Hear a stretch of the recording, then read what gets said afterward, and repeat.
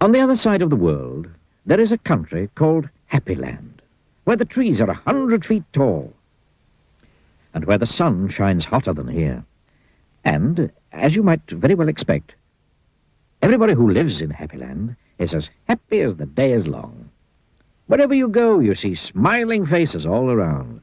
It's such a happy place that even the flowers seem to smile in Happy Land. And as well as all the people being happy, all the animals in Happy Land are happy as well. If you've never seen a mouse smile, or a cat, or a dog, or even a worm, you go to Happy Land. Now, this story is about somebody who lives there, and who happens to be called Mr. Happy. Mr. Happy is fat, and round, and happy. He lives in a small cottage beside a lake at the foot of a mountain and close to a wood. One day, while Mr. Happy was out walking through the tall trees in those woods near his home, he came across something which was really rather extraordinary. There, in the trunk of one of the very tall trees, was a door. Not a very large door, but nevertheless, a door.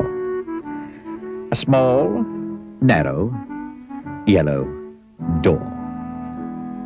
I wonder who lives here, thought Mr. Happy to himself. And he turned the handle of that small, narrow, yellow door. The door wasn't locked, and it swung open quite easily. Mr. Happy squeezed his rather large body through the rather thin doorway. Just inside the small, narrow yellow door was a small, narrow, winding staircase leading downwards. The stairs went round and round and down and down and round and round and down and down. Eventually, after a long time, Mr. Happy reached the bottom of the staircase. He looked around and saw, there in front of him, another small, narrow door, but this one was red. Mr. Happy knocked at the door.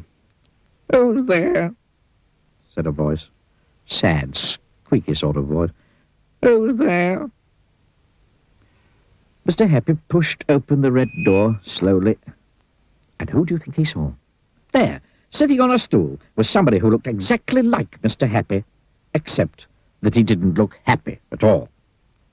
In fact, he looked downright miserable. "Hello, Mr. Happy." "I'm Mr. Happy." "Oh, how are you indeed?" sniffed the person who looked like Mr. Happy but wasn't.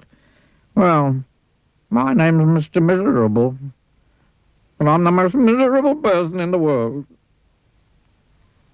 "Why are you so miserable?" asked Mr. Happy. "Because I am," replied Mr. Miserable. "How would you like to be happy, like me?" asked Mr. Happy. "I'd give anything to be happy," said Mr. Miserable. "Well, I'm so miserable I don't think I ever could be happy," he added miserably. Mr. Happy made up his mind quickly. "Follow me," he said. "Where to?" asked Mr. Miserable. "Don't argue," said Mr. Happy. And he went out through the small, narrow red door. Mr. Miserable hesitated, and then followed. Up and up the winding staircase they went. Up and round and round and up and round and round and up until they came out through the yellow door and into the wood. "Follow me," said Mr. Happy again, and they both set off through the wood back to Mr. Happy's cottage. Mr. Miserable stayed in Mr. Happy's cottage for quite some time. And during that time, the most remarkable thing happened. Because he was living in Happy Land, Mr. Miserable, ever so slowly, stopped being miserable. The corners of his mouth stopped turning down, and ever so slowly started turning up. And eventually, Mr. Miserable did something that he'd never done in the whole of his life. He smiled. And then he chuckled, which turned into a giggle, which became a laugh. A big, booming, hearty, huge, giant, large, enormous laugh. And Mr. Happy was so surprised that he started to laugh as well.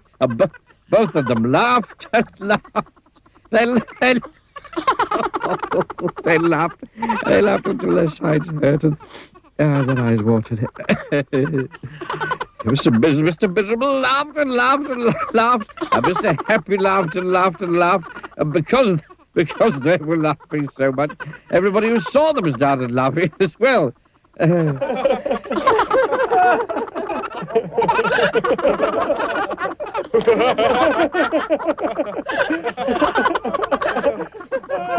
the birds in the trees started to laugh at the thought of somebody called Mr. Miserable who just couldn't stop laughing.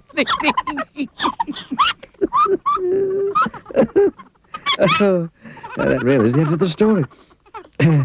Except to say that if ever you feel as miserable as Mr. Miserable, well, you know exactly what to do, don't you? Just turn the corners of your mouth up. Go on. Try it.